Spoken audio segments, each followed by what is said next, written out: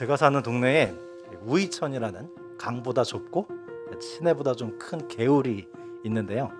곳곳에 징검다리가 있습니다. 그 징검다리를 보면은 참 재밌습니다. 물을 흘려보내기 때문에 끊어져 있죠. 쭉 이어져 있는 다리보다는 정말 어떻게 잘못 건너다 보면 빠질 수도 있잖아요. 그런가 하면 여러분, 물고기를 잡는 그물도 생각해보면 재밌습니다.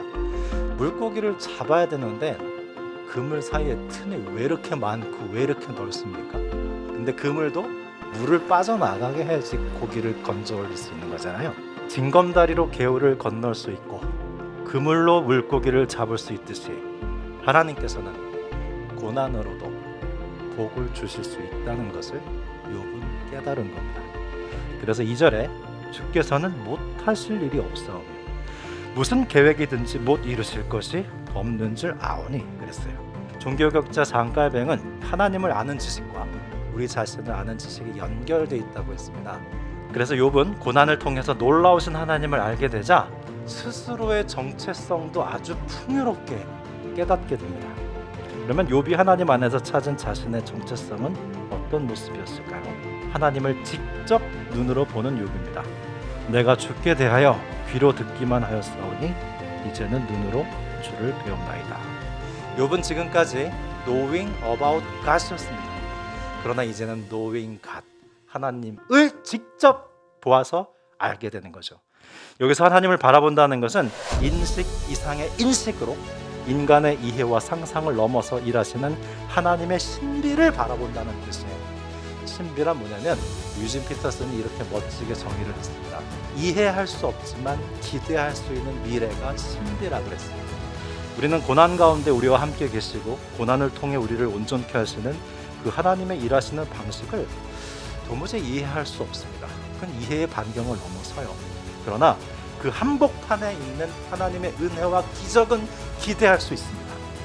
이해할 수 없으나 기대할 수 있는 그 하나님을 놀라워하고 두려워하고 경외하는 것이 바로 하나님을 바라보는 것입니다.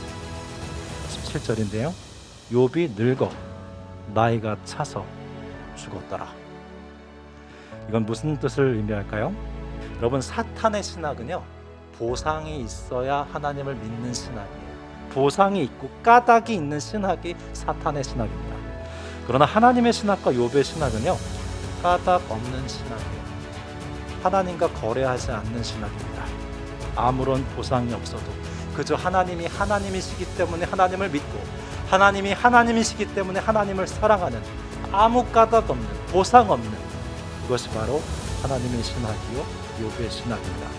그는 더 이상 욥기 1장의 욥이 아닌 욥기 42장의 욥이며 욥기 42편 다음 시편 1편에 등장하는 그 복 있는 사람이 바로 욥이라고 성경은 운명하고 있는 것입니다.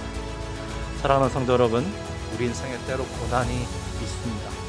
그럴지라도 고난을 통해 우리를 온전케 하시는 신비이신 하나님을 바라보면서 우리가 욥과 같은 고백을 할 수 있는 은혜가 있기를 바랍니다. 내가 주께 대하여 귀로 듣기만 하였사오나 이제는 눈으로 주를